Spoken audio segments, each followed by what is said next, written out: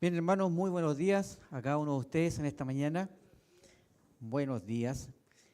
Buenos días también a los hermanos allí en sus hogares, hermanos que están ahí conectados, escuchando, mirando y escuchando, ¿cierto?, este tiempo de enseñanza de la escuela dominical. Bueno, tal como lo mencioné la semana pasada, el estudio que tocaba para el día del domingo pasado con respecto a la lista de mensajes que hemos estado escuchando con respecto a las escrituras, era como bastante extenso para terminarlo ese mismo día, no íbamos a dejar muchas cosas afuera. Así que ahora pretendo poder terminar la segunda parte ya y final de esta lección, que recuerdan cuál era el nombre. Si bien es cierto, yo no utilizo mucho el Power, hermano, porque no soy muy amigo de eso, no en el sentido de que no pueda hacerlo, sino que la práctica no me acompaña mucho, en el sentido de ir cambiando y tener eso, ¿no? Pero es importante poder estar escuchando también y atendiendo a lo que la palabra del Señor va diciendo. Así que la semana pasada comenzamos con el estudio que hacía referencia a la Escritura sobre la autoridad de las Escrituras. ¿Recuerdan? La autoridad de la Escritura. Y comenzamos en cierta manera, o en primer lugar, en la semana anterior, citando una definición de lo que era la autoridad. Porque cuando uno habla sobre autoridad, empieza a introducirse en un terreno, por así decirlo, difícil, porque está muy viciado el concepto de autoridad. Y lo que nos ayuda un poco a poder tener claridad con respecto a una definición de claridad son los diccionarios. Y un diccionario hacía referencia a que autoridad, definiéndolo de la siguiente manera, dice: es el poder para imponer obediencia o el derecho a hacerlo.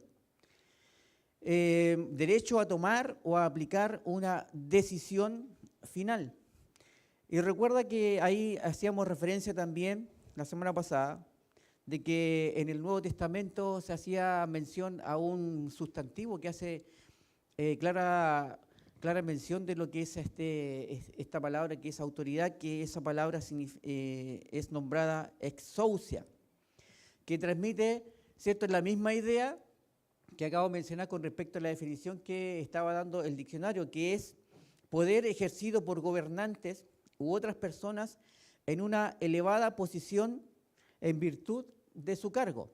Entonces, hace referencia a que la autoridad es aquella facultad, en cierta manera, que se le da a ciertas personas para poder dirigir, para poder imponer obediencia, todo con el fin de poder dar bien a aquellas personas que se le está solicitando someterse a esa autoridad. Es en estricto rigor en el sentido correcto. Pero hoy en día vemos que esta palabra autoridad se ha dispersado muchísimo porque hay una cosmovisión secular, o sea, una forma de ver el tema de la autoridad, y se ha hecho a través de diferentes, que son 5, ¿recuerdas que la nombramos? Era la oligárquica, la democrática, todo haciendo referencia a la autoridad, ¿no? Hereditaria, despótica y personal. Todas aquellas, ¿cierto?, están haciendo referencia a facultades que uno tiene, pero lo que va marcando un poquito, lo que va haciendo la distinción entre una y otra es cómo se van, en cierta manera, desarrollando y van mostrando en la persona que tiene esa autoridad, en cierta manera, lo correcto que uno puede visualizar o de una manera incorrecta. Por ejemplo, la parte oligárquica, que es una autoridad ejercida por unos pocos que tienen mucho poder.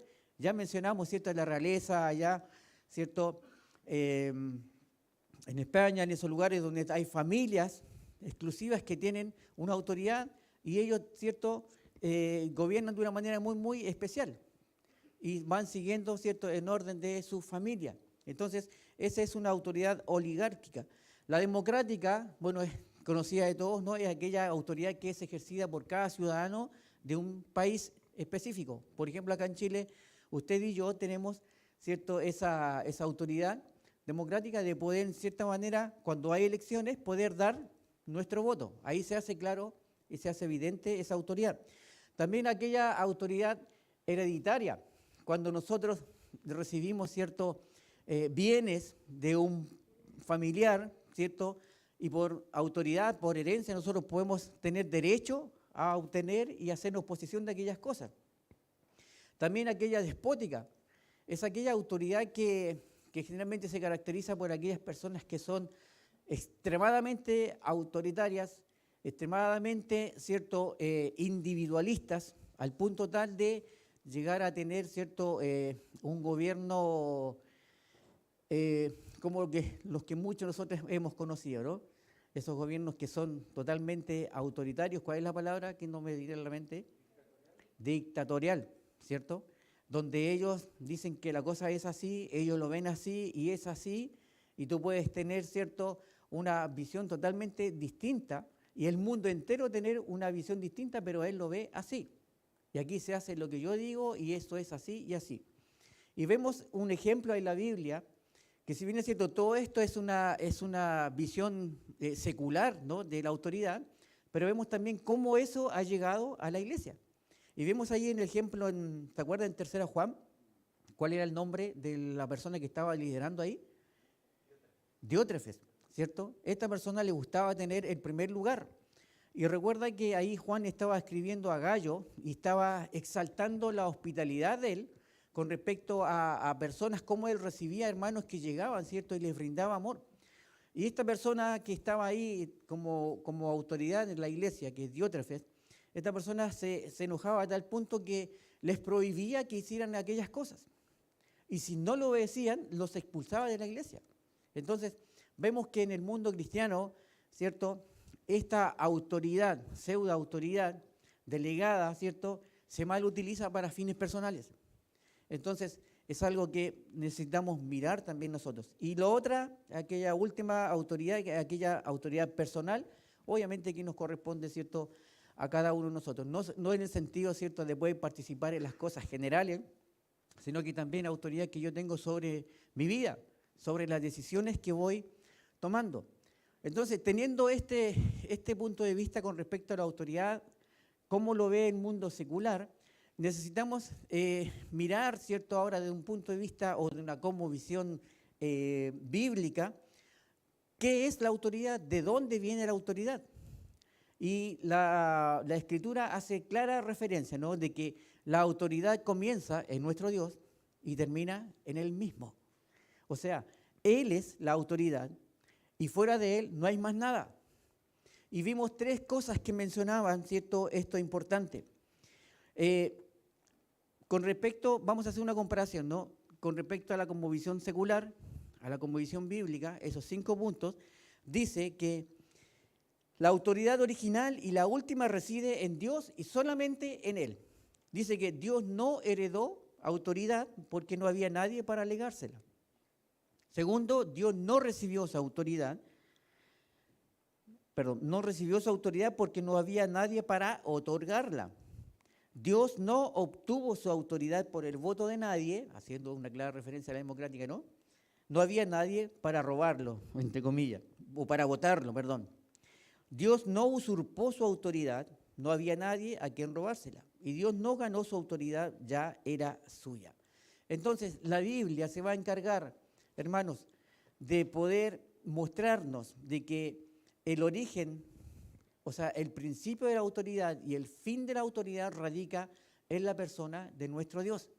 Y la Escritura lo va a mencionar a través de 3 eventos o de 3 cosas que son claras y precisas y muy claras, o sea, en cierta manera fácil de poder entenderlo, así a simple vista. Primero, vimos que la autoridad de Dios se hace evidentemente y es incuestionable cuando se consideran 3 hechos. ¿Recuerdan que vimos Génesis capítulo 1, versículo 1? Donde decía que Dios creó los cielos y la tierra y todo lo que hay en ellos. Entonces la Escritura menciona de que en el principio creó Dios los cielos y la tierra. O sea, Dios es creador de la tierra. Él es el que creó todo de la nada.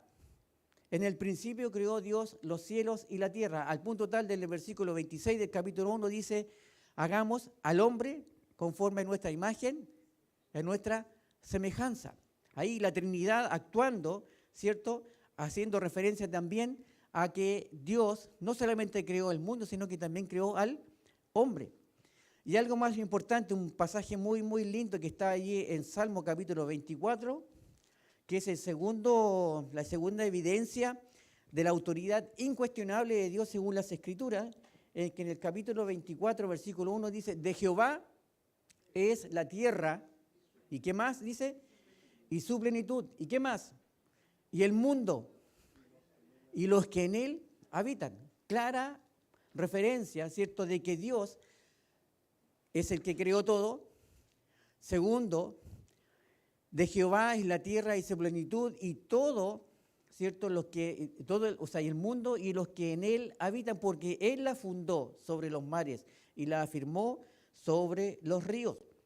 Entonces, él es el propietario de la tierra y todo lo que tiene y los que moran en ella. Y tercero, es aquella que hace clara referencia también allí en el libro de Segunda de Pedro, donde dice que el Señor vendrá como ladrón en la noche, en el cual los cielos pasarán con gran estruendo y los elementos ardiendo serán deshechos y la tierra y las obras que en ellas hay serán quemadas.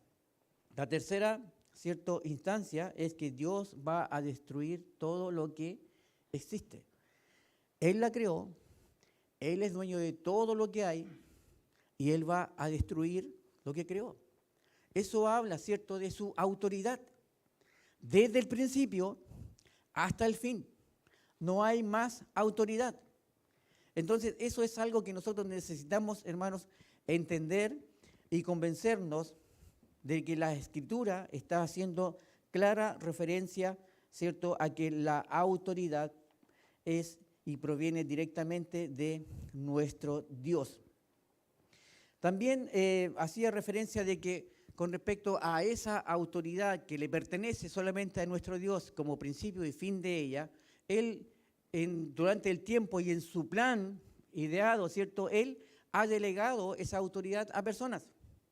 Vemos allí en Romanos capítulo 13, donde hace clara referencia también a que haciendo una invitación, dice, sométase toda persona a, ¿qué dice? A las autoridades superiores, porque no hay autoridad sino de parte de Dios. Entonces, esta cita nos está refiriendo de que esa autoridad que le pertenece a Dios, Él también la va transmitiendo hacia los hombres, para que los hombres también en cierta manera se sometan a esa autoridad, porque dice, no hay autoridad impuesta si no es por Dios. El tema pasa que esa autoridad se desvirtúa, se desvía, de tal manera que muchas personas atribuyendo esa autoridad la utilizan para fines personales egoístas. Pero bueno, ese es otro tema y es consecuencia también de la naturaleza caída del hombre. Vemos allí también que en el Antiguo Testamento hacía clara referencia, ¿cierto?, de que el Señor también había dado testimonio explícito de la autoridad de Dios, cuando vimos allí en Salmo 62, donde dice que afirma de que de Dios es el poder. En el Nuevo Testamento también hacía referencia a que esa autoridad de Dios es transmitida, ¿a quién? Hacia el Señor Jesucristo, donde dice allí en Mateo 28, 18, dice, toda potestad me es dada en el cielo y en la tierra. Pablo también afirmó, ¿cierto?, sobre esa autoridad, donde dice que allí en Filipenses capítulo 2, verso 10, en el nombre de Jesús se doblará toda rodilla de los que están en los cielos y en la tierra y debajo de la tierra. Y también ahí en otra cita en el Nuevo Testamento, en el libro de Judas, hace referencia, dice, al único y sabio Dios, nuestro Salvador, sea gloria y majestad, imperio y potencia, ahora y por todos los siglos. Amén. Hermanos, es importante poder entender el concepto de lo que es la autoridad, de dónde proviene y a quién se atribuye, que es la autoridad que le pertenece solamente a Dios. porque Él creó el mundo, Él creó todas las cosas, de Él son todas las cosas, y Él al final va a destruir todo. Eso indica, ¿cierto?, estas tres actos, esos tres evidencias de que la autoridad le pertenece a Él. Él tiene el control, Él hace lo que Él quiere. Vamos a ver también y recordar que vimos, hay otras fuentes secundarias, por así decirlo, que hacen referencia a la autoridad de las Escrituras.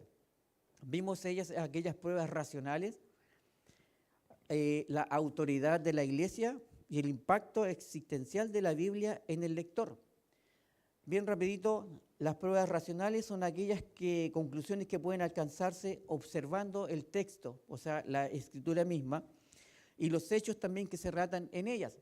Y vemos también que a través del tiempo, ¿cierto?, vemos que eso es válido también hablando sobre la autoridad de la escritura, porque habla de situaciones, de eventos, de historias que sucedieron en lugares específicos, por ejemplo, en Jericó, que se han descubierto, ¿cierto?, excavaciones de los muros que fueron destruidos. Y la Biblia menciona, ¿cierto?, esos eventos. También hace referencia a lo que es la autoridad de la Iglesia. Esto en cierta manera hace referencia a lo que es la Iglesia Católica, que ellos dicen que se basa en este principio, que la Biblia es la palabra de Dios porque la Iglesia romana lo ha decretado. El problema con este punto es que uno puede entrar a cuestionar, ¿cierto? ¿Quién autorizó a la Iglesia para que pueda decir eso? Ellos pueden decir, ¿cierto?, a través de los apóstoles. Vemos ahí también, hay pasajes que hacen referencia a eso, pero lleva mucha cuestión. Puede ser muy cuestionado ese argumento. También con respecto a lo tercero, que era el impacto existencial en la vida de los creyentes. Hace referencia a que las Escrituras, dice, no son la palabra de Dios, sino que se convierten en ella cuando tiene un impacto en la vida de la persona que está leyendo. Entonces, el problema de todos estos argumentos es que son subjetivos, dejando que sea el propio individuo el que determine si las Escrituras son o no de Dios. Entonces, ayudan, pero también deja, ¿cierto?, esa duda para que las personas puedan cuestionar. Ahora vemos, y para poder terminar, hermanos, esta lección, vamos a ver si vamos a andar bien con el tiempo, creo que sí. ¿Qué es la fuente primaria? Cuando uno hace referencia a la fuente primaria, está hablando, ¿cierto?, a que las Escrituras abordan este tema. O sea, las Escrituras son las que se encargan de poder dar, ¿cierto?, información respecto a esto. Y la Escritura, ¿cierto?, hace una descripción de Dios mismo y de los títulos que se aplican. O sea, que estas descripciones que se hacen referente a Dios y los títulos que se aplican, dice, demuestran su absoluta autoridad en varios aspectos. Ya vimos hace un rato, ¿cierto?, sobre la creación. Y quiero, hermanos, que vayamos juntos, más que sean mis palabras, quiero que la Biblia en sí nos vaya ayudando, porque entendiendo esta fuente primaria que radica en la persona de Dios, sobre la Escritura, ¿no?, sobre la persona de Dios, vamos a poder entender también cómo Dios se ha encargado, ¿cierto?, a través de parte de la Trinidad, ayudarnos a nosotros como hijos de Dios a poder tener una clara convicción sobre esto. Recuerdan que el Dios de este siglo cegó el entendimiento de los incrédulos para que no le resplandezca la luz del Evangelio, ¿no?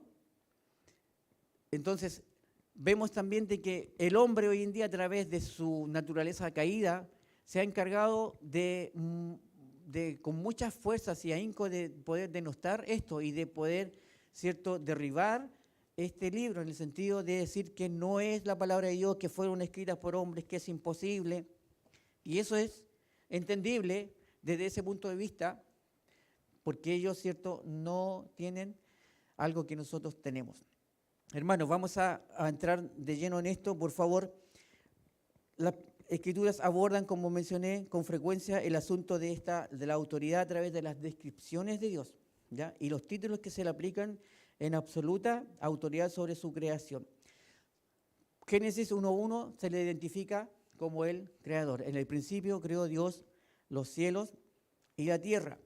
Los títulos Señor, por favor, vamos allí en el libro de Deuteronomio, citas del Antiguo Testamento, en Deuteronomio capítulo 10, versículo 17, hace mención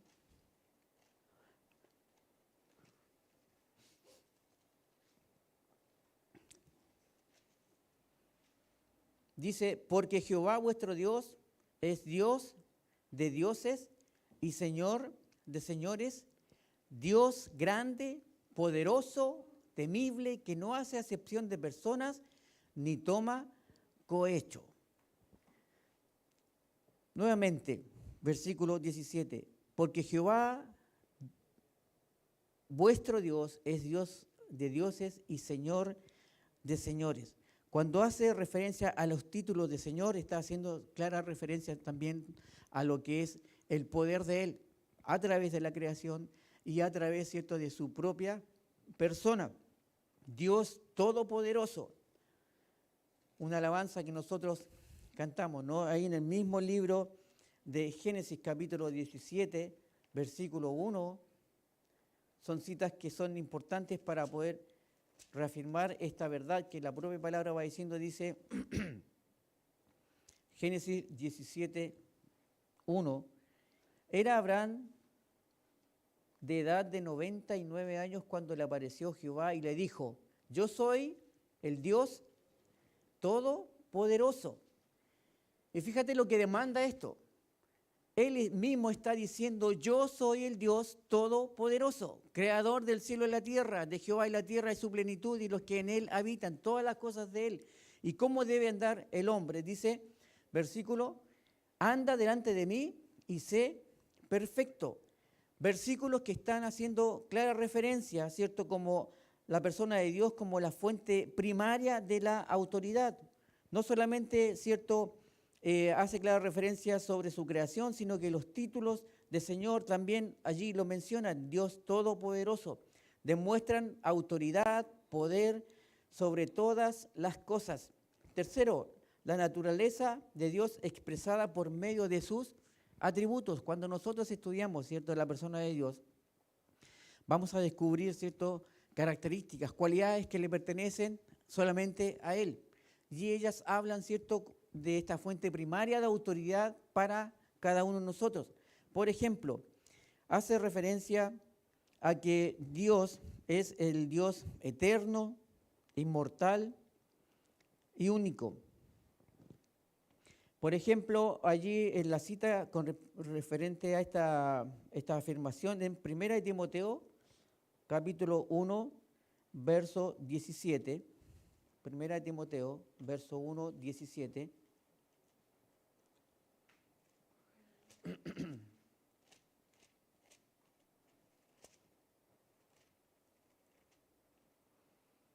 por tanto, al Rey, ¿de qué dice? De los siglos, inmortal, invisible, al único y sabio Dios, sea honor y gloria por los siglos de los siglos. Amén. Hermoso pasaje que hace referencia, ¿cierto?, a que nuestro Dios es eterno e inmortal, es único. Se lo describe también ahí en el Salmo 139, versículos 1 al 6, como el Dios omnisciente. Salmo 139, versículos 1 al 6 dice, oh Jehová, tú me has examinado y conocido, tú has conocido mi sentarme, mi levantarme, has entendido desde lejos mis pensamientos, has escudriñado mi andar y mi reposo, todos mis caminos te son conocidos, pues aún no está la palabra en mi lengua, y he aquí, oh Jehová, tú la sabes toda. ¿Hasta dónde era el versículo?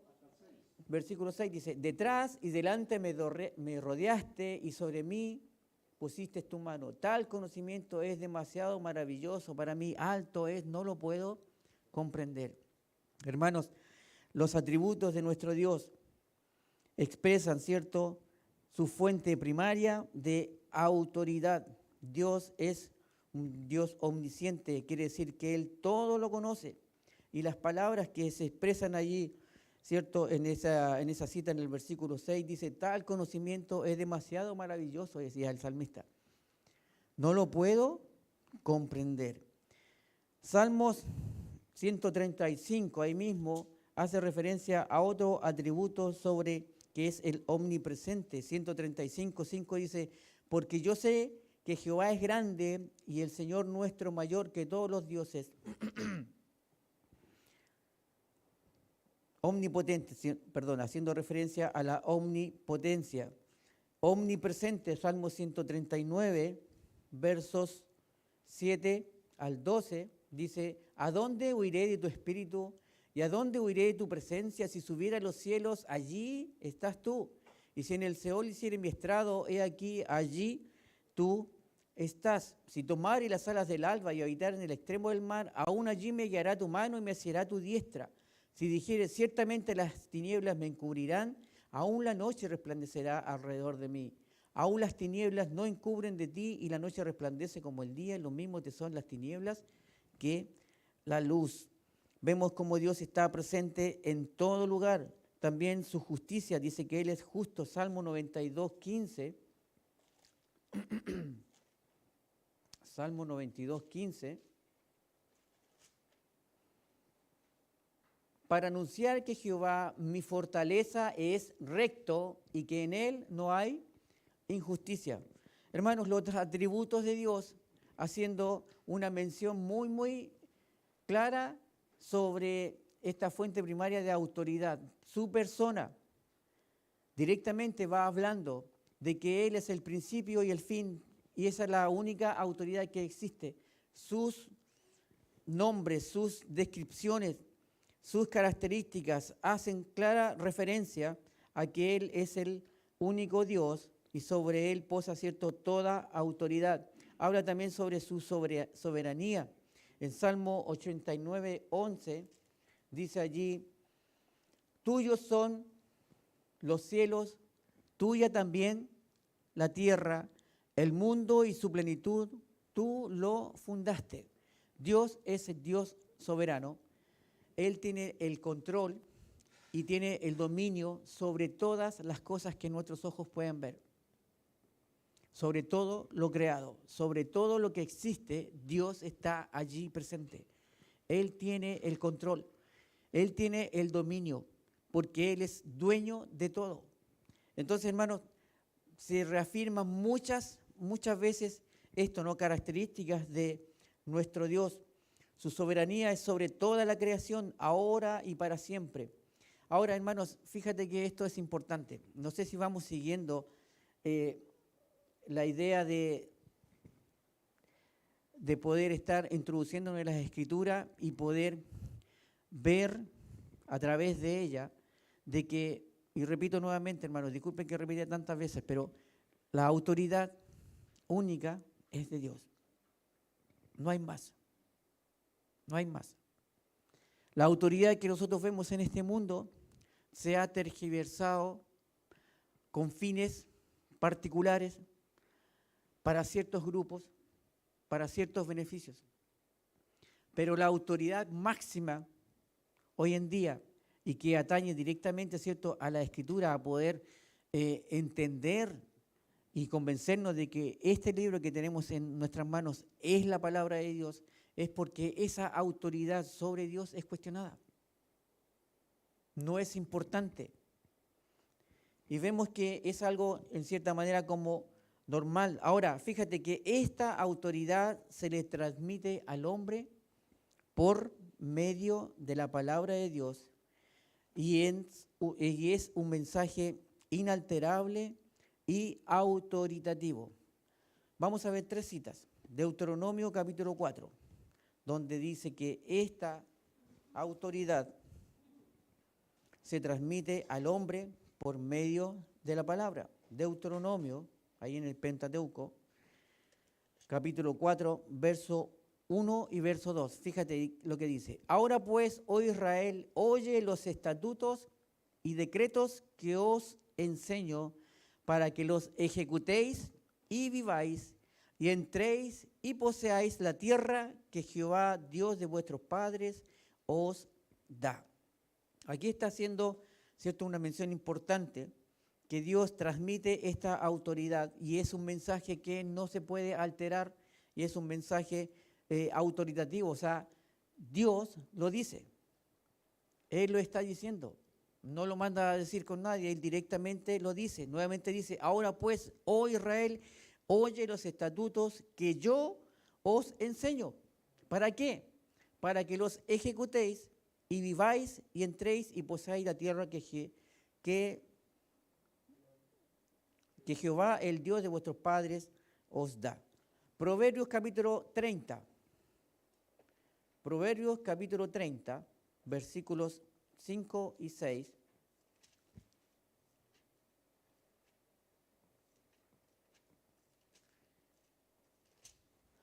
Dice la Escritura, toda palabra que de Dios es limpia, y Él es escudo a los que en Él esperan. No añadas a sus palabras para que no te reprenda y seas hallado mentiroso. Apocalipsis 22, ya finalizando, ¿cierto?, la Escritura, capítulo 22, versos 18 y 19, un pasaje conocido que hemos escuchado muchas veces y es como una advertencia. Dice, yo testifico a todo aquel que oye las palabras de la profecía de este libro, si alguno añadiera estas cosas, Dios traerá sobre él las plagas que están escritas en este libro. Y si alguno quitare las palabras del libro de esta profecía, Dios quitará su parte del libro de la vida y de la santa ciudad y de las cosas que están escritas en este libro. 22, 18 y 19 del libro de Apocalipsis. Hermanos, dice que esta autoridad que proviene directamente del Dios la transmite al hombre. Y hay un medio que Él la utiliza, que es su palabra. Y hay alguien también que, dada la naturaleza de Dios y su palabra, solo Él está capacitado para poder hacer llegar, ¿cierto?, su palabra a las personas, dada su naturaleza, solo Él. Y saben que para que nosotros podamos, en cierta manera, entender esto, cuando nosotros nacemos muertos en delitos y pecados. Efesios 2:2 dice, y Él os dio vida a vosotros cuando estabais muertos en vuestros delitos y pecados. Y todos los que estamos en esta sala, sin duda, hemos tenido un encuentro personal con el Señor a través de su palabra, ¿no? Esa palabra que es autoritativa, que la dice Dios. Yo digo. Porque de tal manera amó Dios al mundo que ha dado a su Hijo unigénito para que todo aquel que en Él cree no se pierda, mas tenga vida eterna. Nosotros nacimos muertos espiritualmente. Y Él nos dio vida a nosotros cuando la palabra llegó a nuestra vida. La palabra produce vida. ¿A través de qué? A través de la misma naturaleza de Dios. Pero aquí vemos actuando a la Trinidad. Recuerden, Dios Padre, Hijo y Espíritu Santo. Y aquí el Espíritu Santo, hermanos, tiene una función muy, muy especial. Reconociendo que la palabra de Dios dice que la autoridad máxima, única y final es y le pertenece a Dios. Por todos estos argumentos ya que hemos visto. Pero dice que esa autoridad Dios también la ha trasladado al hombre a través de su palabra. Pero Él utiliza al Espíritu Santo, hermanos, para poder hacer una obra en las personas antes que conozcan al Señor, porque recuerden que el Espíritu Santo vino para poder mostrar, ¿cierto?, el pecado en la vida de las personas a través de la palabra. Vamos a ir avanzando, hermanos. Me estoy adelantando un poquito. Dice que solamente el Espíritu Santo está capacitado para establecer y para confirmar la divina autoridad de las Escrituras. Ahora, ¿cómo lo hace? ¿Cómo hace esto Dios? ¿Cómo puede lograr esto en la vida de las personas? Lo hace a través del testimonio interno del Espíritu Santo al creyente.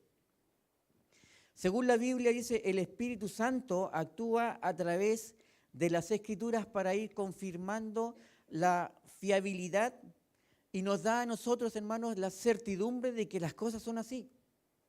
Eso es la obra del Espíritu Santo en la vida del creyente, del hombre que ha sido, ¿cierto?, regenerado. Ahora, esta autoridad se deriva del ministerio espiritual del Espíritu Santo y no es de decisión de la persona. Solamente es autoridad a través del ministerio espiritual del Espíritu Santo. Ahora, ¿cómo actúa el Espíritu Santo interno? Comienza, dice, con afirmaciones objetivas que hacen las propias Escrituras. La Biblia es una declaración presuposicional de Dios al hombre. ¿Qué significa esto? De que Dios no está haciendo, cuando Él comunica algo, lo comunica de una manera ya certera. Por ejemplo, ahí en el mismo cita que hemos mencionado, donde dice Génesis 1:1, dice, en el principio creó Dios. Él no está haciendo o está presentando una lista de argumentos para decir que realmente fue el que hizo las cosas. No, Él lo dice, creó Dios de una manera directa. ¿Ya? No es que no sucedan cosas que uno pueda utilizar para poder estar argumentando verdades, pero cuando Dios habla, Él habla de una manera directa, una manera clara y una manera como autoritativa, diciendo, claro, yo hice el mundo, creó Dios los cielos y la tierra. Y el Espíritu Santo, de una u otra manera, Él está, ¿cierto?, ayudando a nosotros a poder aceptar esa verdad. La palabra de Dios se limita a presentar la verdad como verdad, esperando y demandando al lector que la acepte como tal. Ahora, se presenta una situación. No obstante, el hombre en cierta manera, en su depravación a través de la naturaleza pecaminosa, siempre se va a rebelar, siempre nos vamos a rebelar a aquellas cosas. Esencialmente contra la palabra de Dios como verdad que expresa el derecho divino de ejercer autoridad absoluta sobre él. Fíjate que hay varias citas bíblicas y el apóstol Pablo menciona esto sobre esta rebeldía natural de aquella persona que nace muerto espiritualmente. Por ejemplo, en Efesios capítulo 2, versículo 1, tal como lo mencionaba hace un ratito, en Efesios capítulo 2, verso 1,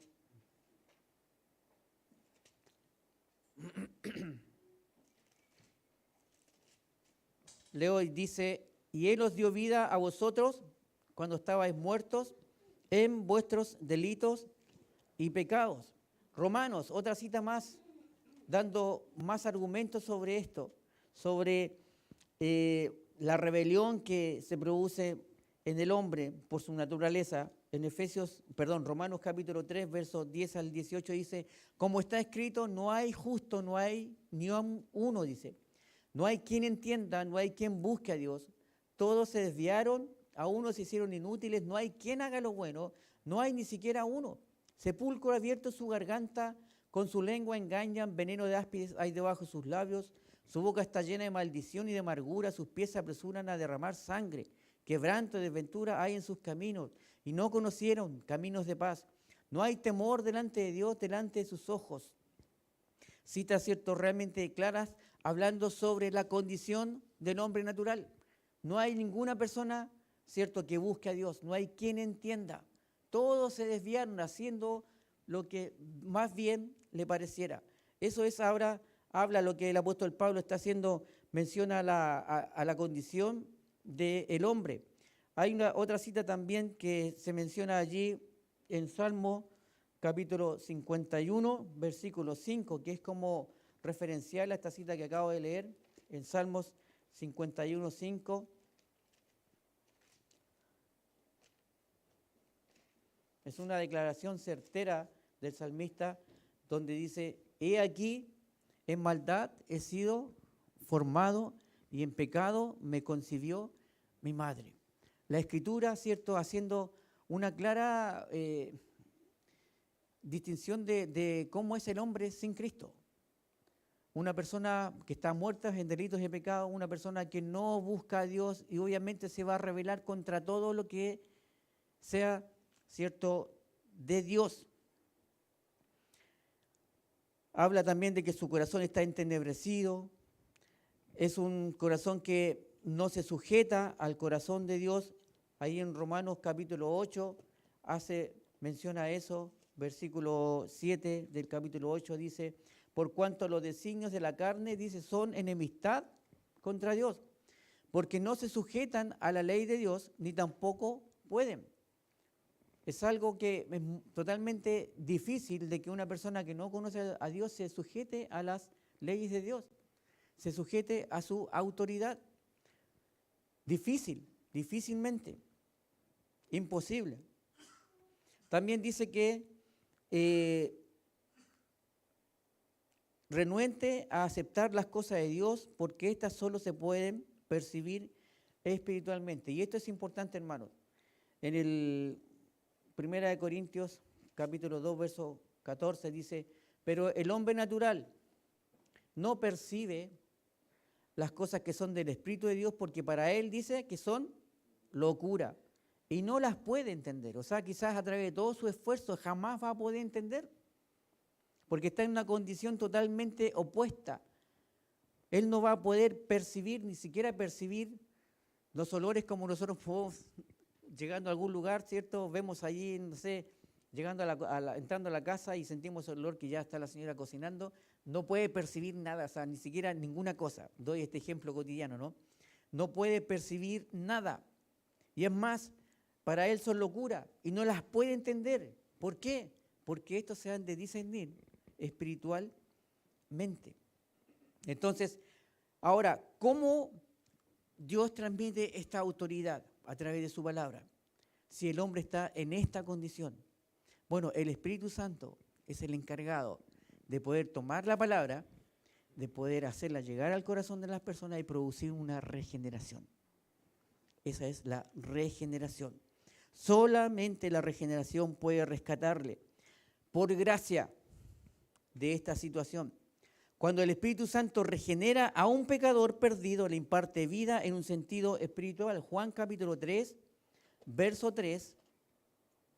Juan capítulo 3, verso 3. Dice, respondió Jesús y le dijo, de cierto te digo que el que no naciere de nuevo, ¿qué dice? No puede ver el reino de Dios. Y Pablo ahí en Efesios capítulo 2, versos 4 al 5,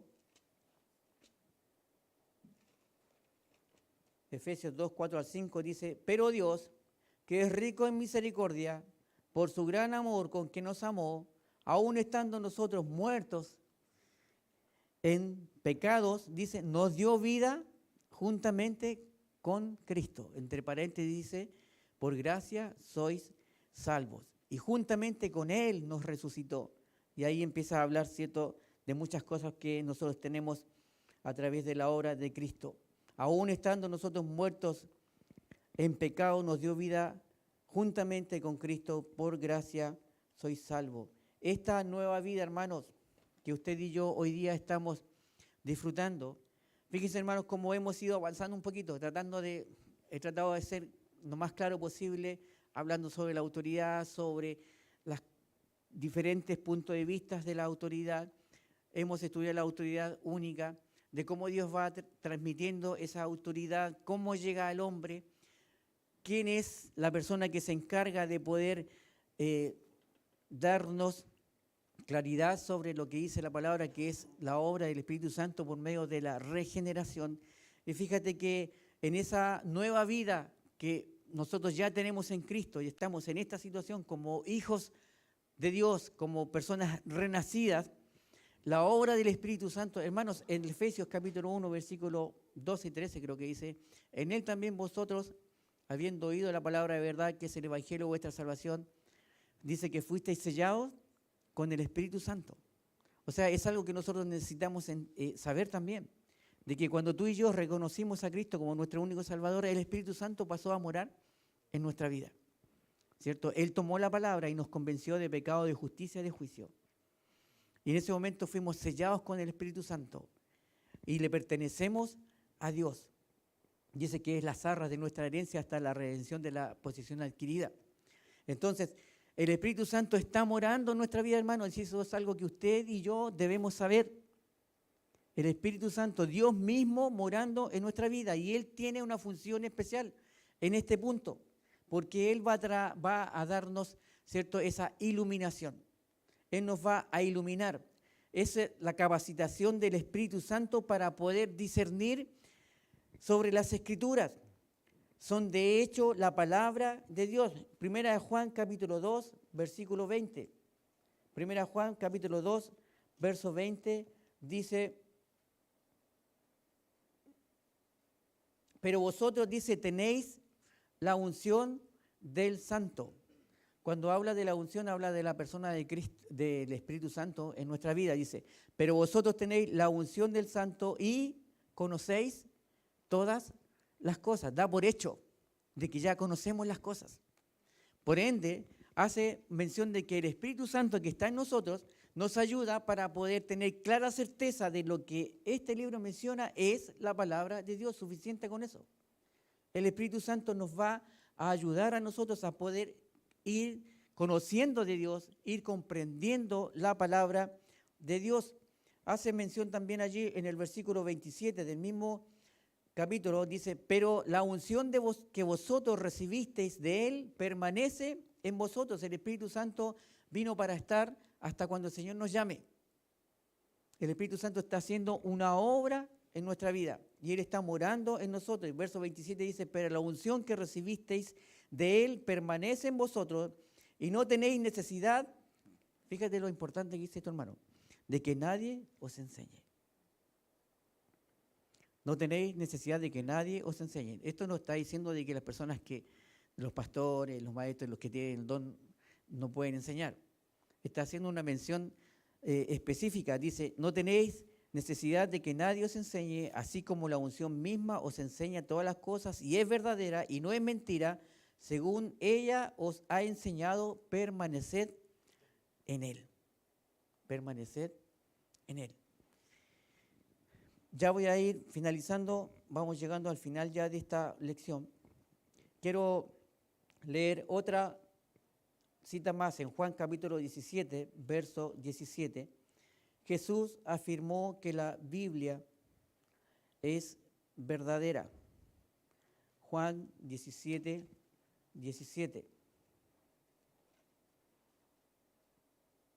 Santifícalos en tu verdad. Tu palabra es verdad. Saber, hermanos, la obra que puede hacer la palabra de Dios en la vida de una persona que ha recibido a Cristo y que tiene el Espíritu Santo es el hecho de que podemos estar viviendo vidas santas, vidas apartadas del pecado, porque tu palabra es verdad. Santifícalos en tu verdad, haciendo clara referencia a la palabra. Esto requiere un corazón nuevo que solo el Espíritu de Dios puede darle al hombre. Ahí mismo en la carta de Juan, capítulo 3, versos 5 al 8, dice, respondió Jesús, de cierto te digo que el que no naciere de agua del Espíritu no puede ver el reino de Dios. Lo que es nacido de la carne, carne es, y lo que es nacido del Espíritu, Espíritu es. No te maravilles de que te dije, os es necesario nacer de nuevo. El viento sopla de donde quiere y oye su sonido, mas ni sabes de dónde viene ni a dónde va. Así es todo aquel que es nacido del Espíritu. El testimonio interno del Espíritu Santo ilumina al creyente para que éste sepa que las Escrituras son la palabra de Dios. La base bíblica para esta claridad procede de dos fuentes, hermanos. Este apunte que estamos estudiando nos ayuda a poder, ¿cierto?, ir a la Escritura y entender, ¿cierto?, este tipo de mensajes, donde dice que para poder entender, ¿cierto?, este mensaje, este testimonio del Espíritu Santo que nos ayuda a nosotros a poder entender la Escritura y saber de que la Escritura es la palabra de Dios, se hace a través de dos fuentes. La primera de ellas dice, las propias palabras de las Escrituras dan testimonio de su inspiración, reivindicando ser de Dios. ¿Qué dice allí 2 Timoteo, capítulo 3, verso 16? Pasaje conocido, ¿no? Las propias palabras dan testimonio. Dice, toda la Escritura es inspirada por Dios y útil para enseñar, para redarguir, para corregir, para instruir en justicia. Y verso 17, el propósito de esto dice, a fin de que el hombre de Dios sea perfecto. Esa palabra perfección no habla de que no va a pecar, va a dejar de pecar en su vida.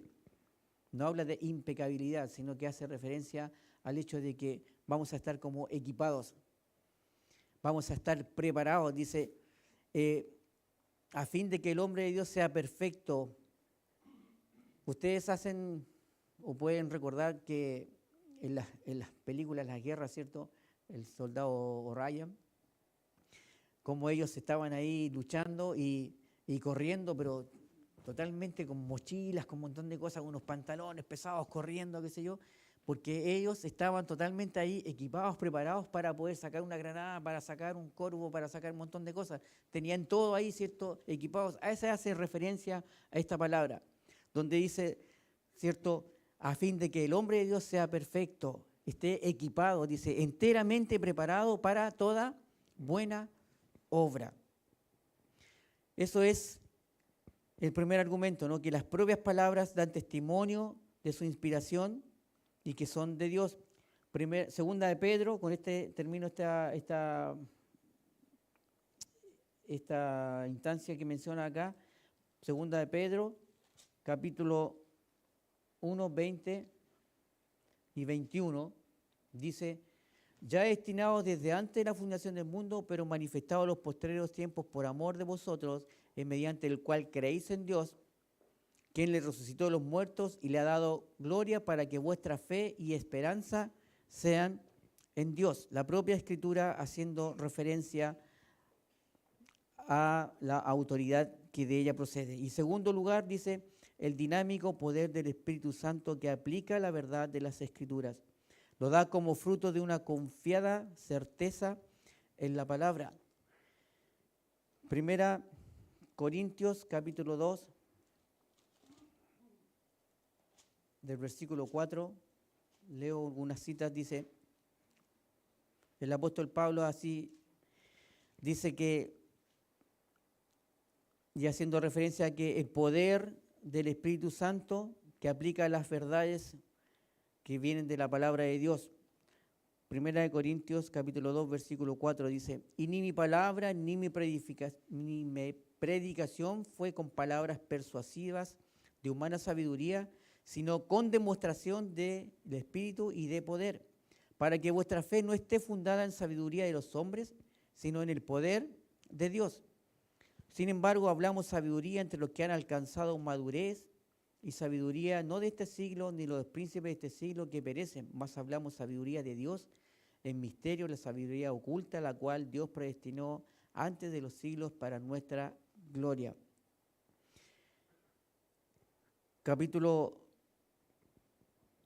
10 está haciendo una referencia, ¿cierto?, a que las palabras que el apóstol Pablo estuvo compartiendo fueron palabras que venían directamente de Dios, que no eran palabras de ellos, no estaban utilizando palabras, por ende no iban a tener el poder, ¿cierto?, necesario para poder transformar vidas.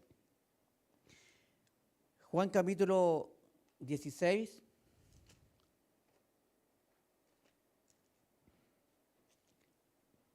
en la segunda parte dice, del versículo 4 dice, Juan capítulo 16, esto no os lo dije al principio porque yo estaba con vosotros, pero ahora voy al Padre, por ahora voy al que me envió, y ninguno de vosotros me pregunta ¿a dónde vas? Antes porque os he dicho estas cosas, tristeza ha llenado vuestro corazón. Pero yo os digo la verdad, os conviene que yo me vaya, porque si no me fuere, el Consolador no vendría a vosotros, mas si me fuere, os lo enviará. Y cuando Él venga, convencerá al mundo de pecado, de justicia y de juicio. De pecado por cuanto no creen en mí, de justicia por cuanto yo voy al Padre y no me veréis más, y de juicio por cuanto el príncipe de este mundo ya ha sido juzgado. Aún tengo muchas cosas que deciros, pero ahora no las podéis sobrellevar. Pero cuando venga el Espíritu, hermanos, fíjate lo que dice el versículo 13 en adelante. Cuando venga el Espíritu de verdad, dice, Él os guiará a toda la verdad, porque no hablará por su propia cuenta, sino que hablará todo lo que oyere y os lo hará saber las cosas que habrán de venir. Él me glorificará porque tomará de lo mío y os lo hará saber. Todo lo que tiene el Padre es mío, por eso dije que tomará de lo mío y os lo hará saber.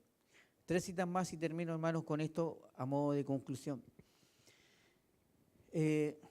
Dios transmite la autoridad de su palabra a través de la obra del Espíritu Santo en nuestra vida. Él se va a encargar de poder enseñarnos la palabra de Dios.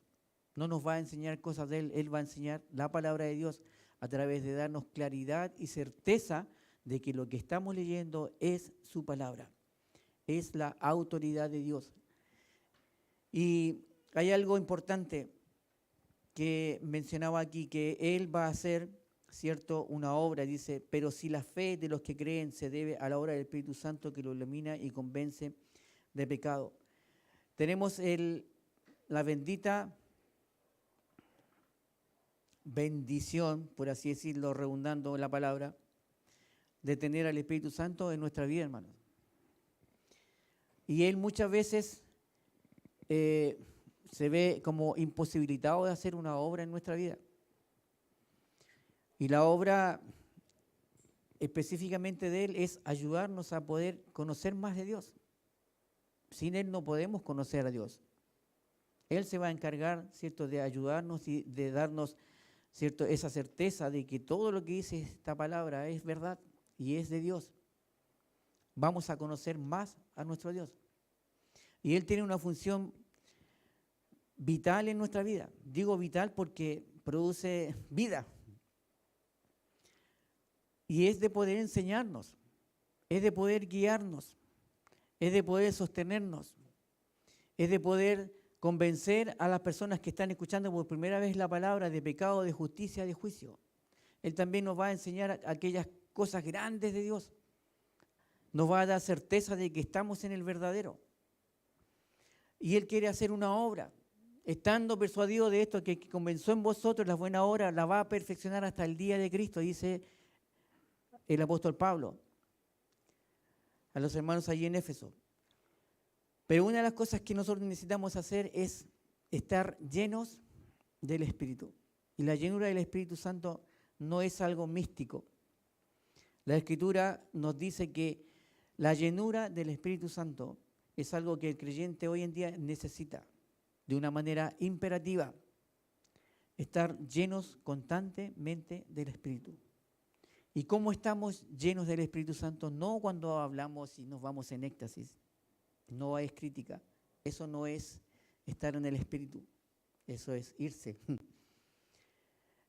Estar llenos del Espíritu Santo.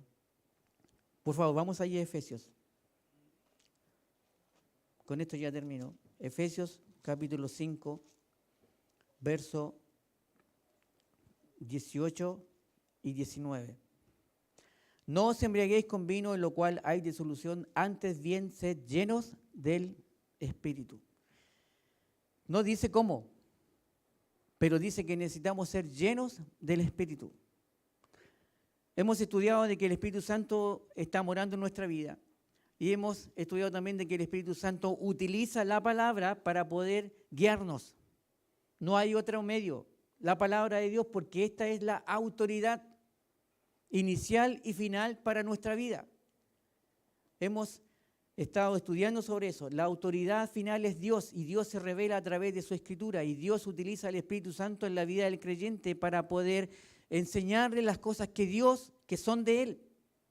Entonces la Escritura nos dice, el apóstol Pablo, no os embriaguéis con vino, lo cual hay disolución, antes, o mejor, sed llenos del Espíritu.